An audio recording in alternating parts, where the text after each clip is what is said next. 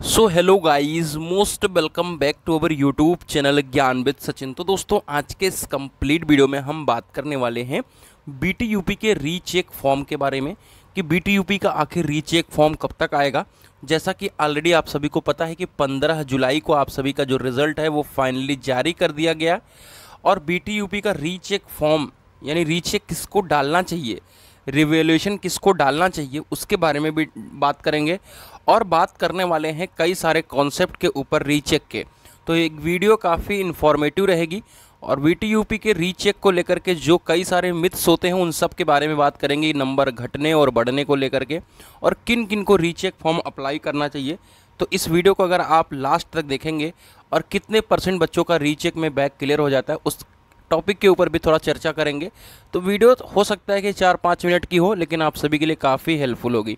तो चलिए बिना देरी के अपनी इस वीडियो की शुरुआत करते हैं।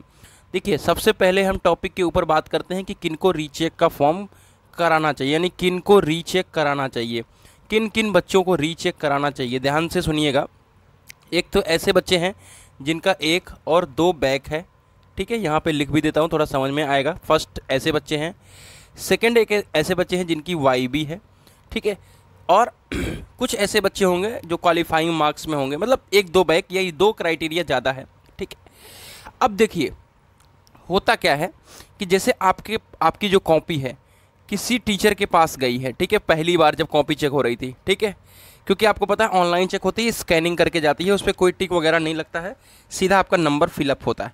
हो सकता है कि आपकी कॉपी स्ट्रिक्ट टीचर के पास गई हो और जहाँ पे आपको 5 नंबर मिलना चाहिए, 5 नंबर का क्वेश्चन है और आपने अच्छा किया है, 4 नंबर मिलना चाहिए, उसने 1.5 मार्क्स दिए, ठीक है। जब आप रीचेक डालते हो, ठीक है, रीचेक डालते हो तो क्या होता है कि किसी और टीचर के पास गई और उसका नज़रिया अलग होता है कॉपी चेक करने का। पता ही आपको, ह्यूमन बीइंग है तो हर एक का अलग अलग सिस्टम है। तो हो सकता है कि उसमें नंबर बढ़ने के चांसेस रहें, हो सकता है कि 12 से 14 नंबर जो आप सभी के आने हैं वो आ जाए, तो उसमें आपको क्या 6 और 5 जो ग्रेस मिलता है, ठीक है, जैसे 20 नंबर के हिसाब से 14 नंबर के हिसाब से ग्रेस मिलेगा और 17 वालों को 12 नंबर के हिसाब से 5 नंबर का ग्रेस मिलता है। तो ग्रेस मिलने पर ये वाईबी क्लियर होने के चांसेस रहते हैं।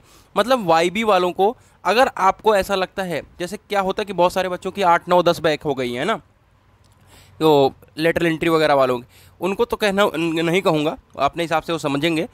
अगर वाईबी है, आपकी 5 बैक है या 6 बैक है, तो 100% सब में डालना चाहिए।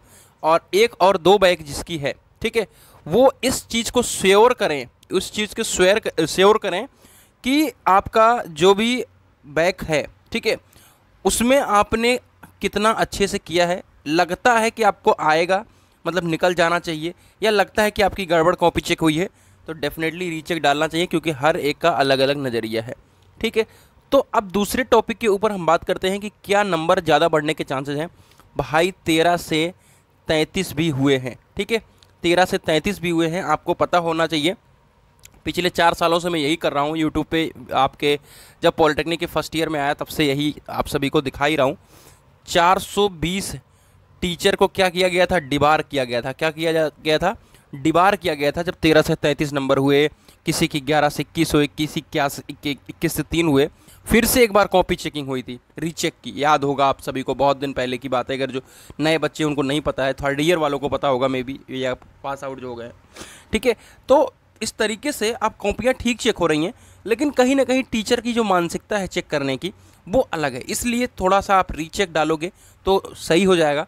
और दूसरी बात हम करते हैं कि क्या नंबर बढ़ेगा या घटेगा, तो मानसिकता के ऊपर है। अगर उसको थोड़ा सा डिस्टर्बेंस मोड में है तो हो सकता है कि आपका 14-15 नंबर था और एकदम से ख़राब थी कॉपी आपकी, तो हो सकता है वो 4 नंबर भी कर सकता है। तो इसमें कोई दो राय नहीं है। और आपका ठीक लग रहा है उसको कॉपी और उसका मूड भी सही है, ठीक है, तो हो सकता है 14 से वो आपका 24 हो जाए, इसमें कोई बहुत बड़ी बात नहीं है। तो लेकिन रीचेक आपको ज़रूर अप्लाई करना चाहिए। रीचेक फ़ीस आपकी 500 रुपये लगेगी, भले कितना आंदोलन बच्चों ने कर लिया, लेकिन रीचेक फ़ीस 500 रुपये लगेगी। इस चीज़ का आप लोग ध्यान रखें। दूसरी हम टॉपिक के ऊपर चर्चा करते हैं कि आपका आखिर रीचेक फॉर्म आएगा कब। देखिए, उसके पहले मैं आप सभी को बता दूं कि रीचेक का जो रिज़ल्ट है, ठीक है, रीचेक का जो रिज़ल्ट है वो बहुत जल्द आएगा, ठीक है, बहुत जल्द आएगा। कैसे मेरे प्यारे बच्चों, आप ध्यान से समझेंगे। लगभग अगर मैं बात करूं, अभी सुबह का मेरा वीडियो देखा होगा, ठीक है, तो उसमें आपके जो एक इंजीनियरिंग होती है और एक फार्मेसी है, ठीक है, फार्मेसी है। इसमें लगभग 40% 38% बच्चों की बैक है और इसमें लगभग 50% बच्चों का है। ये लगभग बच्चे रीचेक डालेंगे, ठीक है, ये रीचेक डालेंगे। अगर आप कॉपी चेकिंग की बात करें तो लगभग 12 जून से कॉपी चेकिंग हुई थी और आपका रिजल्ट कितने तारीख को आया है? 15 जुलाई को आया रिजल्ट, ठीक है। रेवुलेशन मान लो आज शाम को लिंक आपको नोटिस आ जाएगी, शाम को नोटिस आ जाएगी आज, ठीक है।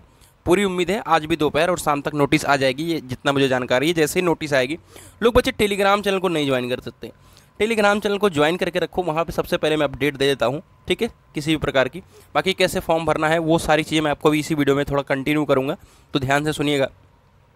15 जुलाई को रिजल्ट आ गया, नहीं मतलब मान सकते हैं कि 1 महीने के अंदर रिजल्ट आ गया है। अगेन आपका रेवुलेशन का फॉर्म भरा जाएगा, 5 दिन का टाइमिंग होता है अप्रॉक्स। मान लेते हैं कि आपका जो कॉपी चेकिंग है वो 22 तारीख से शुरू हो रहा है, तो मान के चलिए कि आपका जो रिजल्ट है वो 10 अगस्त से लेकर के 15 अगस्त तक 100% आ जाएगा, उसमें कोई भी दो राय नहीं होनी चाहिए, क्योंकि 50% ही कॉपियाँ हैं, ठीक है। तो रिजल्ट को लेकर के हो गई बात। नोटिस अभी आज शाम को आ जाएगी, कब से भरना शुरू हो जाएगा? मेरे हिसाब से आज 17 तारीख है, 18 या 19 इसमें आपका रीचेक फॉर्म भरा जाएगा और लगभग 3 दिन तक फॉर्म भरवाएंगे, 3 से 4 दिन या 5 दिन, ठीक है। मोटा मोटी 15 अगस्त तक रिजल्ट मान के चलिए, 20 दिनों के अंदर आपका रिजल्ट आ जाएगा। जो हम एक और टॉपिक के बारे में बात कर रहे थे कि आपके रीचेक को लेकर के क्या था टॉपिक, मैं खुद ही भूल गया। हाँ, जो टॉपिक था ये था गलती।